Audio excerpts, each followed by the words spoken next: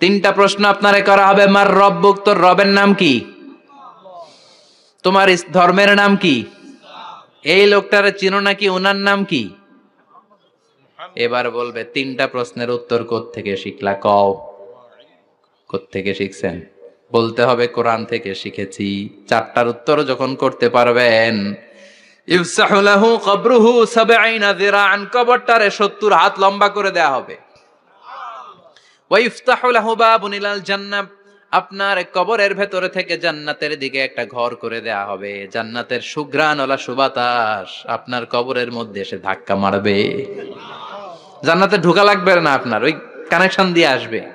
Air কন্ডিশনের যে রুমগুলো আছে, ওই রুমগুলোর ভিতরে না ঢুকলো, দরজার আশেপাশ দিয়ে হাঁটলেও একটা ঠান্ডা ঠান্ডা বাতাস আছে না নাই?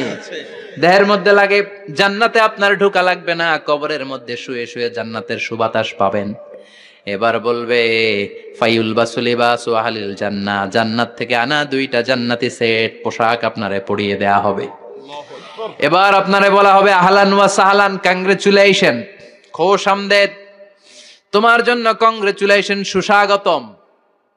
তিনটার পরে চতুর্থ প্রশ্নের উত্তরও পেরেছ, জান্নাতের পোশাক তোমারে পরিয়ে দিলাম, আর কোনো কাজ নাই, এবারের মতো খেলা শেষ, এবার ঘুমাও। কি করো? কথা বলেন। ঘুমাও। নাম কান্নাউমিল আরুস, বাসর রাতে বর যেমনি কনেকে নিয়ে শান্তির ঘুম দেয়, এরকম ঘুম দাও। তোমার ঘুম কেউ ভাঙাতে পারবে না ইসরাফিলের 3 নাম্বার ফুৎকার ছাড়া। সুবহানাল্লাহ পড়বেন না?